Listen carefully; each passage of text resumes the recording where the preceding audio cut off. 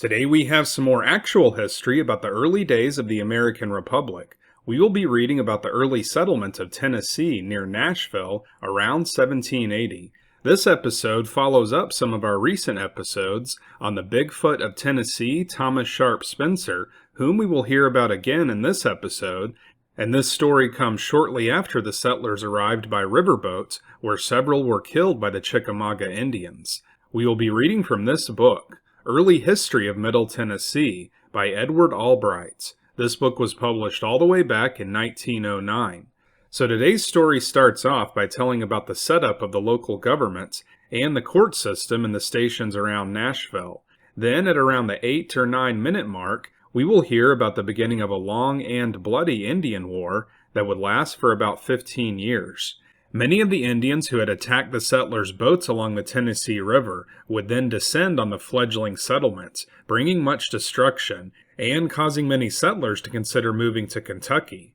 So here is the story of the breakout of Indian War near Nashville, Tennessee in 1780. Soon after his arrival, Colonel Donelson, together with his son, John Donelson Jr., Hugh Rogan, and others, went 10 miles up the Cumberland to the mouth of Stone's River. There, in the midst of a fine body of land, since known as the Clover Bottom, they built a fort, the location of which was about 150 yards northwest of where the Lebanon Turnpike now crosses Stone's River. This beautiful tract of rich bottomland took its name from the thick growth of native white clover, which covered it at that time. The Turpins and Johns went back down the river to Clarksville, and there joined Renfro in establishing near the mouth of Red River the station which bore his name. The rest of those who had come by water found locations in the various forts already erected at the time of their arrival. Thus it appears that the entire population of Middle Tennessee at that time was less than 500 people. These were housed in the 8 or 9 forts of Davidson and Sumner counties. The little colony thus constituted was in the heart of a wild and, save for their own presence, an uninhabited country several hundred miles from any other settlements, and much further from the seat of government. North Carolina, the parent state, was now engaged in the Revolutionary War, and therefore could not or would not minister to the wants of her colony upon the distant frontier, while the latter, by reason of its seeming security from the legal processes of the states, was fast becoming a rendezvous for murderers, horse thieves, and all other fugitives from justice. From time to time also there arose between members of the colony matters of legitimate controversy which must of necessity be settled at law. In consequence of the above, the leading men of the settlement soon set about drafting a form of local self-government. Colonel James Robertson and Colonel Richard Henderson were leaders in the movements. They were not without experience. The former had assisted in launching the Watauga Compact some years before. The latter had been a leading spirit in early governmental affairs, both at Watauga and at Boonesboro in central Kentucky. By his recent survey, Henderson had established to his own satisfaction the fact that the Cumberland settlements was within the bounds of the territory belonging to North Carolina. He proposed now to claim his right of purchase by the Treaty of Sycamore Shoals. Thus he did and afterwards sold to the emigrants the land on which they entered. He took no money from them, however, but simply entered into an agreement, by the terms of which the purchase price, which was small, should be paid when the state of North Carolina should declare his title valid. This was never done. Instead, North Carolina followed the example of Virginia by declaring his title void, and in partial payment, therefore, granted him 200,000 acres of fine lands in the Holston Valley of East Tennessee. Henderson, in all things, dealt justly with the early pioneers, and left among them when he died an honored name. Robertson and Henderson probably wrote the Articles of Agreement, establishing the compact of government which was entered into by the settlers on May 1, 1780, and which was finally ratified on May 13th following. This agreement was signed by 256 of the colonists, only one of whom was unable to write his own name. This number represented nearly the entire male population. It provided that as soon as convenient after its adoption, the free men of the settlements who were over 21 years of age should elect or choose from their number 12 suitable persons to be called judges or triers. The latter should constitute a court having jurisdiction over the matters of a civil or criminal nature, as in the future might arise. These judges should serve without salary, and were divided among the various stations as follows: the Bluff or Nashboro 3, Eaton's 2, Mansker's 2, Bledsoe's 1, Asher's 1, Freeland's 1, Donelson's 1, and Fort Union 1. Other stations at that time located were not recognized as entitled to representation on this court, probably because the number inhabiting each was considered too small. We shall see that some of the latter were soon thereafter abandoned. By the solemnity of an oath, these judges were bound to do equal and impartial justice to all parties to the best of their skill and judgment. It was also provided that as often as the people in general become dissatisfied with the acts or decisions of the members of this body, they might call a new election and elect others in their stead. This court, having due regard, of course, for the rules and regulations of the Government Land Office, was empowered to settle contests arising from entries upon tracts of land, of which contests there is always an abundance in every newly settled country. Its decisions in such cases were final as to any future claim of the party against whom said judgment was rendered. It was further provided that until such time as the state of North Carolina should extend the jurisdiction of its courts beyond the mountains, and thereby relieve the settlement from the many evils which had arisen, these judges or triers should be a proper tribunal for the determination of any suit for debt or damages. Of course, no jurisdiction or authority could be exercised over those who did not subscribe to the agreement.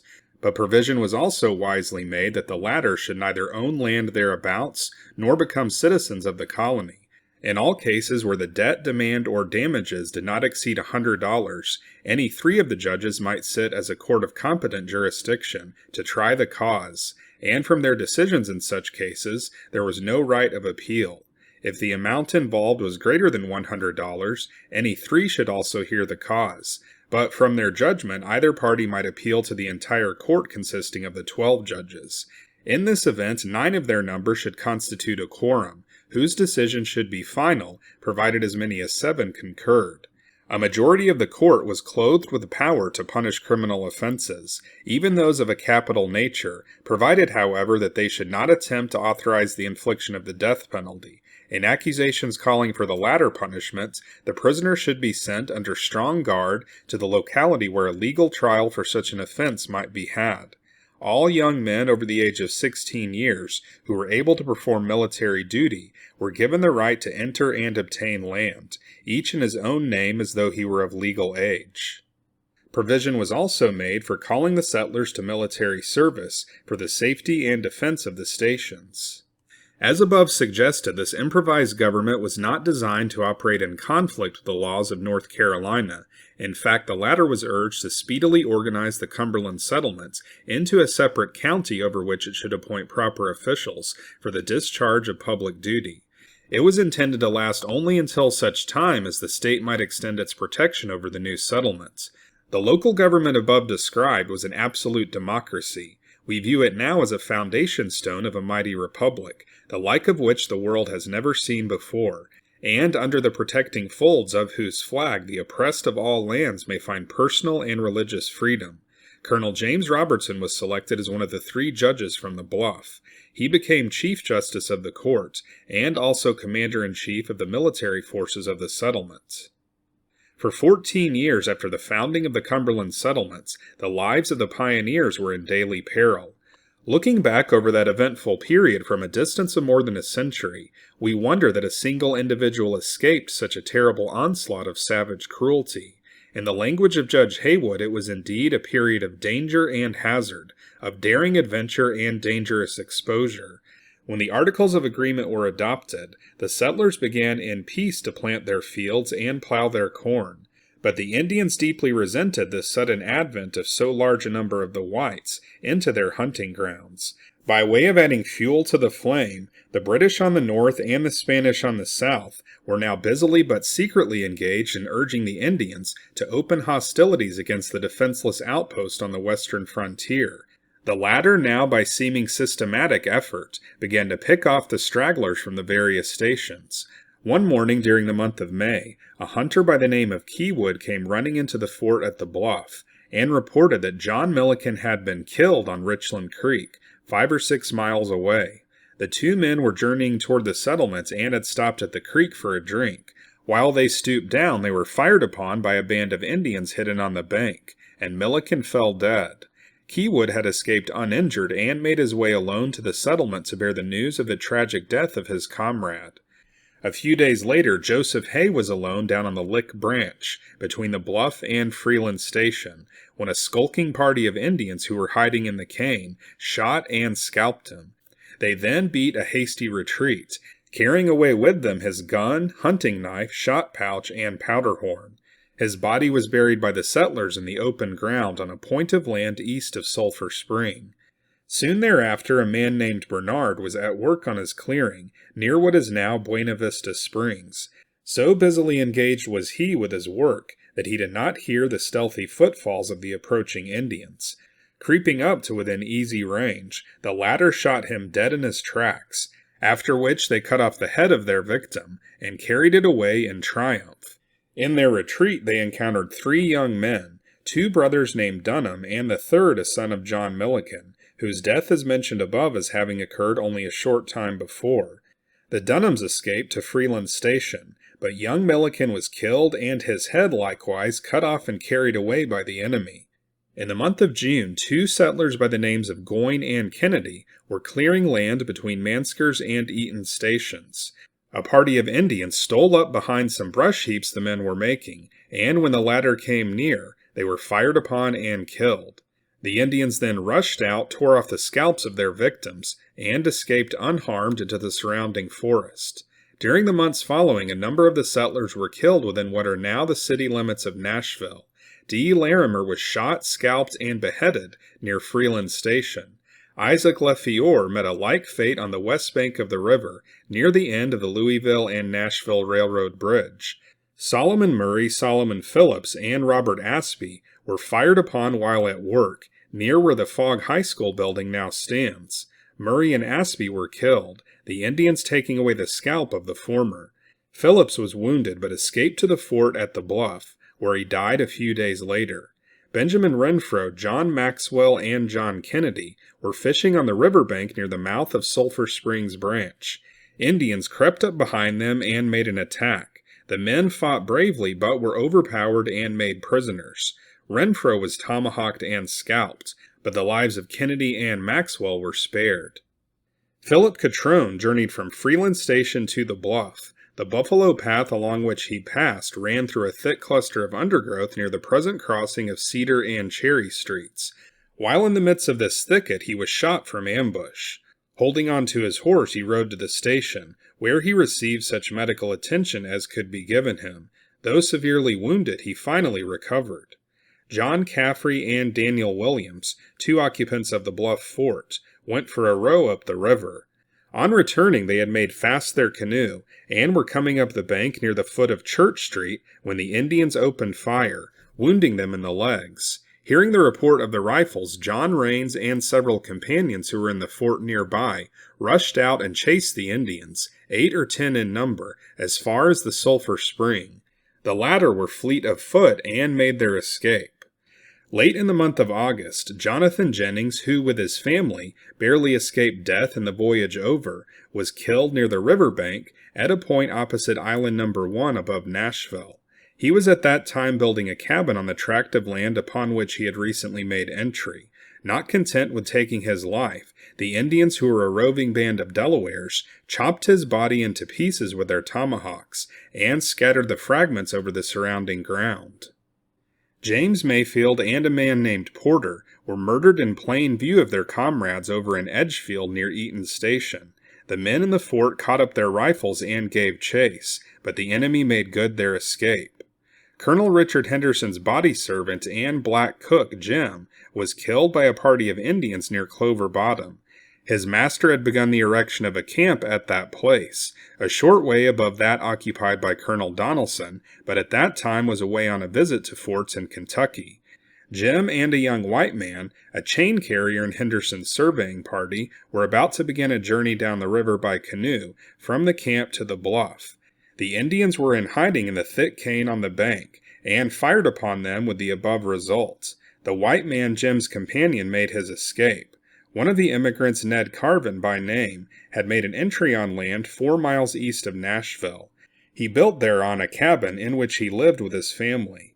One day while hoeing in the garden beside the house, he was shot by the Indians from a neighboring thicket, and instantly killed. His wife and 2 small children escaped by a door on the opposite side of the cabin, and hid in the cane nearby.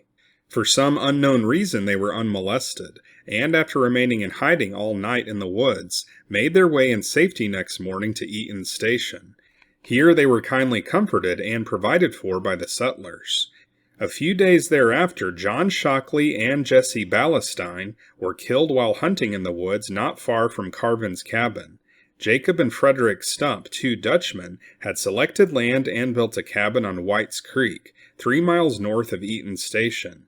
Pursuant to custom, one of them usually stood guard, while the other worked in the clearing, but on a certain occasion, this precaution was neglected. While both were busily engaged, some Indians crept up behind a clump of trees at the edge of the field, and fired at them, killing Jacob. His brother, seeing that it would be folly to stand his ground, started on a run towards Eaton's, the nearest place of refuge, closely pursued by the enemy. Uphill and down, over ledges of rock, through cane brakes and cedar thickets. The race was one of life and death. After a mile or two, the pursuing Indians got near enough to hurl a tomahawk at Stump's head, with such force as to land it 20 or 30 feet beyond. There the race ended, the supposition being that the Indians stopped to search for the lost hatchet. They probably thought more of the latter than of the prospect of capturing Stump's scalp, especially so in consideration of the rate of speed Stump was making just at that particular time. This same band of marauders went on up the river to Bledsoe's Station, and there killed and scalped 2 persons, William Johnson and Daniel Mungle. Then, after shooting all the cattle they could find around the fort, and setting fire to some outhouses and fencing, they pursued their journey up the river towards Hartsville. On the way they met Thomas Sharp Spencer, returning alone from a hunting trip and leading 2 horses laden with bear meat and pelts. The Indians fired at Spencer, slightly wounding him. Finding himself badly outnumbered, Spencer stood not on the order of his going, but very promptly dismounted and went at once, leaving the horses and cargo to the enemy. He ran through the woods and escaped into Bledsoe's fort. Tradition tells us that when safely inside the station, he made but little complaint because of his wounds, but grieved long and loud on account of the loss of horses and especially the bear meats, of which he was exceedingly fond. Other hunters had been with Spencer on this expedition, but had left him before the Indians were encountered. Some of the forts were abandoned before the end of 1780 because of their apparent inability to defend themselves against attacks, of which they were in constant danger. In the latter part of May, John Rains had moved his family from his station in Waverly Place to the Bluff Fort, and thence later into Kentucky. During the month of July, Renfro's station at the mouth of Red River was attacked by a combined force of Choctaws and Chickasaws. In this onslaught, Nathan Turpin and another man whose name is now unknown were slain and scalped. The fort was thereupon abandoned. The Turpin family were relatives of the Freelands, and therefore would go to Freeland Station, while the Johns and some of the others would stop on the east side of the river at Eaton's. They began their journey at once, taking with them only a few necessary articles. The remainder of their household goods and personal effects were hidden as securely as possible at the deserted fort. After a day of hard travel, they camped by the roadside about dusk. After they had eaten supper, some of the party began to express regret at their hasty flight, and decided to return that night to the fort, and bring away more of their property. Beginning the return journey at once, they reached the deserted fort in the early hours of the morning, and by daylight had gathered up all they could carry away. They then started the second time towards Eaton's and the Bluff. That evening they went into camp in what is now Cheatham County, 2 miles north of Sycamore Creek. During the night they were surprised by a party of Indians who fell upon them with sudden and destructive fire. But they were pursued, and all save one, a Mrs. Jones, perished by the tomahawk in the hands of an unrelenting foe. Men, women, and children, the latter detected by their crying, were hunted down and chopped to death with wanton cruelty. About 20 persons were killed in this terrible massacre. Among the number were Joseph Renfro and Mr. Johns, together with his entire family, consisting of 12 persons. Mrs. Jones, who escaped, was rescued next day and brought in safely to Eaton's Station by Henry Ramsey, a brave Indian fighter and worthy pioneer. Those of the company who had not turned back but had continued their journey arrived at their destination in safety. When news of the above disaster reached Eaton's and the Bluff, a rescuing party from each went at once to the scene of the massacre, and there gave aid to the mortally wounded, and buried the dead. By the light of the morning they found that the Indians, probably the same band which had made the assault on Renfrew's station, had captured and carried away all the horses, and much of the plunder. Such of the latter as remained they had broken and scattered over the ground. At length the Indians directed their attention to Mansker's station, and killed Patrick Quigley, John Stuckley, James Lumsley, and Betsy Kennedy. This station was afterwards abandoned for a time, as will be later recorded. Late in the summer, a party of hunters were spending the night in a cabin at Asher's Station, in Sumner County. The Indians, who by some unknown means had learned of their presence, surrounded the cabin during the night, and at daybreak made an attack by poking their guns through the cracks and firing at the sleeping whites. They killed a man named Payne, and wounded another by the name of Phillips. After scalping Payne and capturing all the horses about the station, they started on towards Bledsoe's, riding single file in the buffalo path which led in that direction. Suddenly they found themselves face to face with a company of settlers composed of Alexander Buchanan, William Ellis, James Manifee, Alexander Thompson, and others, who were returning to the Bluff from a hunting expedition in Trousdale County. Buchanan, who was riding at the head of his party, fired and killed the first Indian, and wounded the second. Seeing their leader slain, the remaining Indians sought safety in flight, leaving to the whites the captured horses. After this, the settlers at Asher's became so much alarmed that they broke up the station and went to Mansker's. A short time thereafter, Colonel Robertson, Alex Buchanan, John Brock, William Mann, and 14 others, equally as true and tried, chased a band of Indians from Freeland Station, a distance of 40 miles, to Gordon's Ferry on Duck River. Here they came upon the Indians, killed several of their number, and captured a large amount of stolen plunder. This was the first military expedition conducted by Colonel Robertson under the new local government. Later in the fall, another party of Indians approached the Bluff Station in the night, stole a number of horses, loaded them with such goods and plunder as they could lay hands on, and made their escape. The next morning, Captain James Liper, with a company of 15 men, pursued and overtook them on Harpeth River. When the Indians heard the approach of the whites, they made every effort to escape, but their horses, which were heavily loaded with the plunder stolen from the settlements, could make but little headway through the entangled undergrowth. At the first fire from Liper's party, the Indians fled, leaving the horses and plunder to their pursuers. The settlers were now in great need of salt for use in seasoning the fresh meats, upon which they were obliged to depend almost solely for food. Their only way of securing this necessity of life was by evaporation from the waters of Sulphur Springs. The first attempt at salt-making was at Mansker's Lick. Having failed there, a party consisting of William Neely, his daughter, a young lady about 16 years old, and several men went from that station to Neely's Lick, afterwards known as Neely's Bend, up the river from the Bluff. Here they had established a camp and were meeting with some success. Neely daily scoured the woods for game and thus kept the company supplied with food, while the young lady did the cooking. The kilns at which the salt was made were located some distance from the camp, and the workmen, suspecting no danger, went off each day, leaving the father and daughter alone about the camp. One evening about sunset, Neely returned from a successful hunt, bringing with him a fine buck which had been killed a few miles away. Being much fatigued, he lay down by the campfire to rest, while his daughter skinned the deer and prepared the venison for supper, singing as she passed back and forth from the tent to the oven some distance away. Suddenly a rifle barrel gleamed in the fading sunlight from behind a neighboring tree, and a shot broke the stillness of the forest. Neely, raising himself halfway up from his elbow, uttered a groan and fell back dead. The Indians now rushed out from their hiding places, seized the girl, tied her hands behind her, and gathering up her father's gun and powder horn, dragged her away as a captive. a big Indian holding her on either side.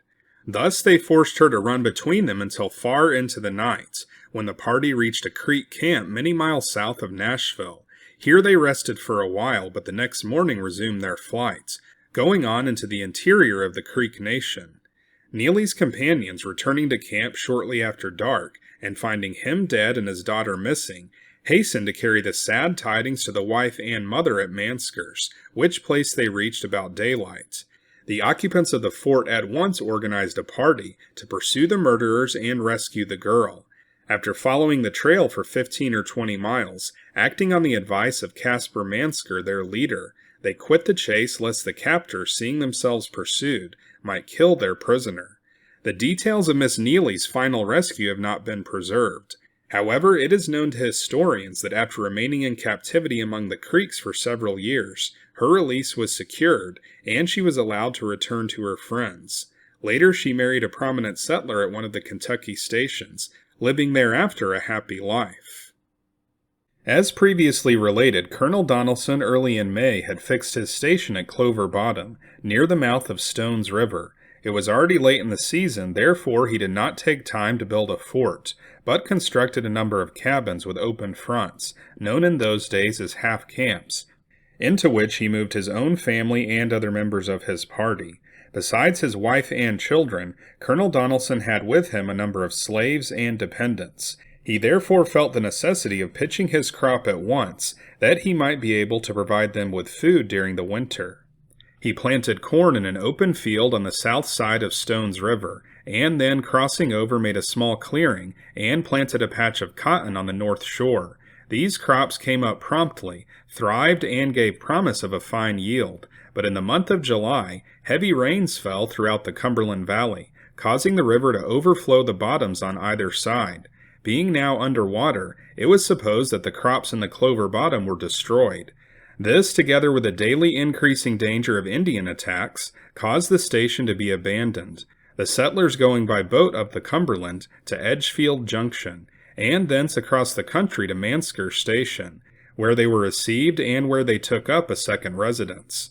In the fall, Colonel Donelson learned that the crops at Clover Bottom had not been destroyed, as he had supposed, but upon the receding of the water they had matured and now awaited the harvest. Generously wishing to divide with the settlers at the bluff, the latter having suffered loss by reason of the summer floods, he proposed to them that a boat party from that place should meet a light company from Mansker's at Clover Bottom on a given date for the purpose of gathering the corn and cotton. This offer was readily accepted, and accordingly, about November 1st, the two parties met at the place mentioned. The company which came from the bluff was under the command of Captain Abel Gower, and beside the latter consisted of Abel Gower, Jr., John Randolph Robertson, a relative of Colonel James Robertson, William Cartwright, and several others, to the number of 10 or 12. Colonel Donelson himself was not present, but sent his company under the direction of his son, Captain John Donelson, Jr., then a young man 26 years of age. With him were Hugh Rogan, Robert Cartwright, and several other white men, together with a number of the Donelson slaves. Among the latter was Somerset, Colonel Donelson's faithful body servant. This party had brought with them a horse to use in sledding the corn to the boats, and also for the purpose of towing the latter down Stones River to the Cumberland after they were loaded. On their arrival, the boats were tied to the bank near where the turnpike bridge now spans the stream, and all hands began the harvest, packing the corn in baskets and sacks, which were in turn hauled on a sled to the boats. They were thus engaged for 3 or 4 days, during which time they saw nothing of the enemy.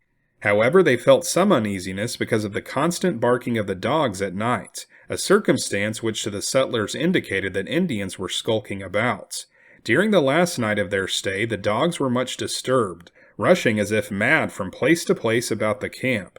By daylight next morning, the hands were in the field gathering and loading the rest of the corn, and making ready in all haste for a speedy departure. Captain Donelson and his companions got their boat loaded first, and pushing it across to the northern shore, began gathering the cotton, of which there was only a small amount, heaping the bowls on the corn in the boats. It was expected that they would be joined directly by the party from the bluff, and that thus working together, the task would soon be complete. A little later, however, Captain Donelson was much surprised to see the latter rowing down the river toward home. He hailed them and asked if they were not coming over. Captain Gower replied in the negative, saying that it was growing late, and they must reach the bluff before night, at the same time expressing the belief that there was no danger. Donelson began a vigorous protest against their going, but while he yet spoke, a horde of Indians, several hundred strong, opened a terrific fire upon the men in Gower's boats. The Indians had been gradually gathering and were now ambushed in the cane along the south bank, and near to the corn-laden craft, which by this time had drifted into a narrow channel on that side. At the first fire, several of the men jumped from the boats, and waded through the shallow water to the shore, where they were hotly pursued by the foe. Captain Gower, his son, and Robertson were killed, and their bodies lost in the river. Others were slain and fell on the corn in the boats. Of the party that reached the shore, only 3, a white man and 2 black men, escaped death. The white man and one of the black men wandered through the woods without food for nearly 2 days, finally reaching the bluff. The other survivor, a free black man by the name of Jack Cavell, was wounded, captured, and carried a prisoner to one of the Chickamauga towns, near Chattanooga. He afterwards became notorious as a member of a thieving band of Indian marauders, who, making headquarters in that region, wrought great havoc on the settlements west of the mountains. Gower's boat, containing the bodies of 3 of the slain, the corn, and 2 or 3 dogs, floated unmolested down to the bluff, where it was sighted on the forenoon the day following the slaughter. It was brought to shore near the foot of what is now Broad Street.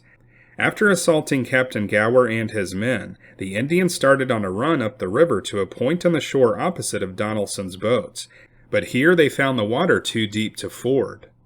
Donelson and several of his companions, after seeing the attack upon the other party, had rushed down to their own boats for their rifles and shot bags. Returning, they found that the other members of their party, alarmed by the roar of the guns and yells of the enemy, had fled for safety into the cane. Pausing long enough to fire a volley across the river at the Indians, they now attempted to join their comrades. With much difficulty, all were collected and a council held. It was decided that they should abandon the boat and make their way through the woods, east of the river to a point opposite of Edgefield Junction, when an effort would be made to cross over and escape to Mansker's. Mr. Cartwright, being old and infirm, was placed on the horse which had been brought from the station. All that day they journeyed, each man traveling alone, lest any 2 or more together should make a trail, which might be found and followed by the enemy. At dusk they were called in by a signal, and huddled together for the night, in the leaf-covered top of a large hickory tree which had fallen to the ground. The weather was damp, and they suffered much from cold, but dared not build a fire lest they might be discovered. Next morning they tried to construct a raft on which to cross the river, but had neither tools nor suitable material out of which to make such a craft.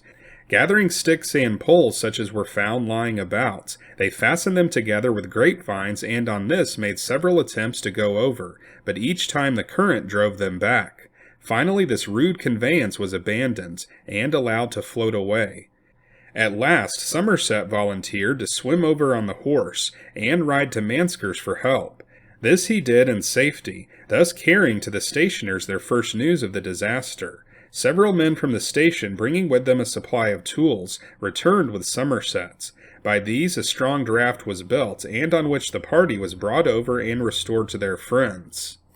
In these times of danger there was but little communication between the forts. Therefore, for some days after the events above related, it was supposed by the settlers at the bluff that the Donelson party had been either killed or captured. The shocking details of this disaster, which is known in history as the Clover Bottom defeat, caused great sorrow among all the people of the Cumberland settlements. The Indians who were responsible for this attack were not armed entirely with guns, but many of them carried primitive bows and arrows, using the latter with deadly effect.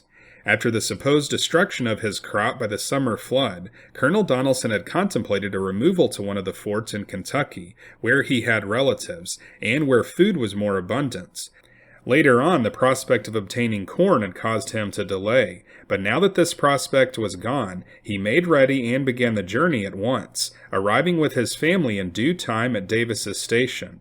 Mansker's fort was now broken up for the winter, Mansker and his wife going to Eaton's. Others who were able to secure horses, among them being James McCain, followed the Donelson party to Kentucky. That brave Irishman Hugh Rogan, than whom none played a more heroic part in the early settlements of Middle Tennessee, carried William Neely's widow and her family to a place of safety in Kentucky, after which he returned to share the danger of his comrades on the Cumberland. Rogan had left his native land some years before, coming to seek his fortune in America. He tarried for a while in Virginia, but was among the first of the settlers to cross the mountains and seek a home in the far-famed hunting grounds. After coming to Middle Tennessee, he was led to believe, through the false representation of a supposed friend, that his wife, whom he left in Ireland, had married a second time, thinking her husband dead. He remained under this impression until after the close of the Indian Wars. Learning then the falsity of the report, he went at once to Ireland, and there, being happily reunited with his family, brought them to his home in Sumner County. He died many years ago. His remains were buried and now rest in the old Baskerville burying ground near Shiloh Church, in the 10th District. During the summer of 1780, Robert Gilkey sickened and died at the Bluff, this being the first natural death to occur in the settlements. Shortly thereafter, Philip Conrad was killed by a falling tree, near what is now the corner of Cherry and Damon Brune Streets in Nashville. The first white child born in the Cumberland settlement was Chesed Donelson, son of Captain John Donelson, Jr., and wife Mary Purnell. His birth took place in one of the half camps at Clover Bottom on June 22, 1780. He died while yet young. A little later in the same year, John Saunders was born at Mansker Station. He grew to manhood and afterwards became sheriff of Montgomery County. Anna Wells, whose birth also occurred this year, was the first girl born in the settlement. Because of the scanty supply of food, lack of ammunition, and danger from the Indians, many left the colony during the fall, going to the several settlements in Illinois and Kentucky. By the 1st of December, only about 130 remained. These were indeed dark days for the pioneers, but among the latter were many brave spirits, men and women, who resolved to stay at their post regardless of the cost. They believed and so expressed the belief that their newly adopted land, so rich in resources and fertile of soil, would in the future become a center of civilization and a seat of learning. In this they were not mistaken. During these trying times, the intrepid spirit and unselfish example of Colonel James Robertson did much to prevent the breaking up of the settlements. Despite his own privations and personal bereavements, he looked always with the eye of an optimist to the future, believing in and advising others of the better times yet to come.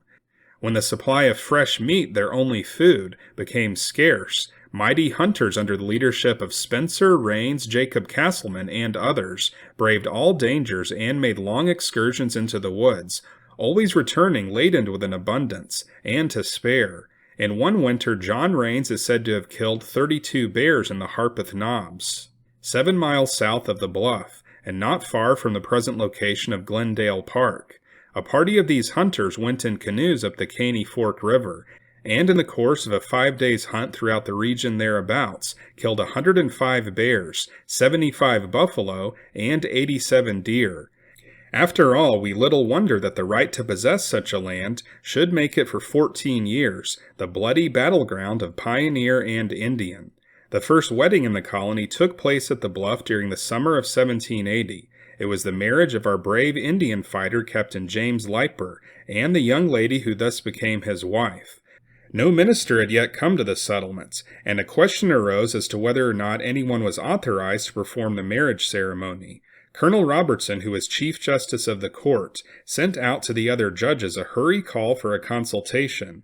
It was decided by this court that either of its members, by virtue of his office, was empowered to exercise such a function. This decision was probably more far-reaching than any yet handed down by the colonial judiciary. It constitutes the first reported case in the annals of Tennessee jurisprudence. Because of his official position, Colonel Robertson was accorded the honor of performing this, the first ceremony, which he is reputed to have done with his usual grace of manner. In the fall, other weddings occurred as follows: Edward Swanson to Mrs. Corwin, James Freeland, one of the founders of Freeland Station, to Mrs. Maxwell, John Tucker to Jenny Harrod, and Cornelius Riddle to Jane Mulherin.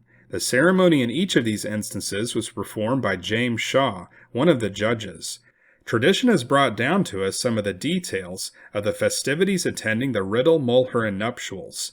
It seems these young people were unusually popular in colonial society, and their friends were anxious that their marriage should be made more than an ordinary event. As the colony was yet in its infancy, there were no silks, broadcloths, or other finery in which the bride and groom might array themselves.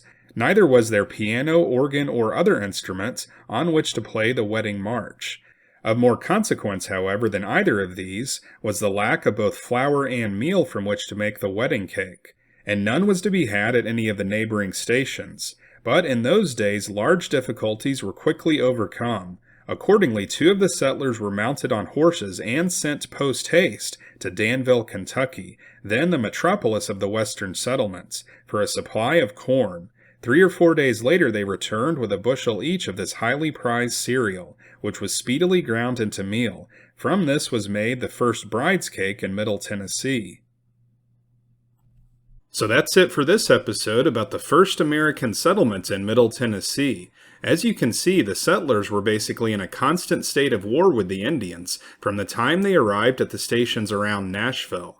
Many of the stations were ultimately abandoned, and many of these settlers decided to move to places like Kentucky, which were relatively more safe. However, Kentucky also had its share of Indian troubles, and we will probably do some episodes about those in the future. We will also continue this series on the early history of Middle Tennessee in future episodes on this channel.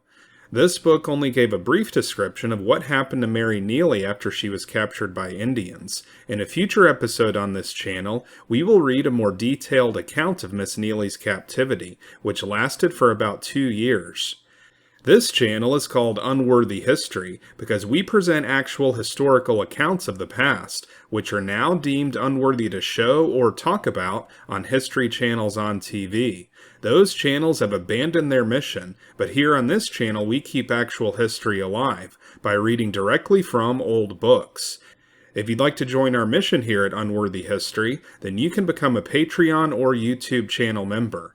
Members will have their name recognized at the end of each episode, and you will also have access to our members-only videos. We have a recent members-only video out about the capture and escape of Mrs. Frances Scott from Washington County, Virginia. So if you want to see more episodes like this, then be sure to like and subscribe, and we'll see you next time on Unworthy History.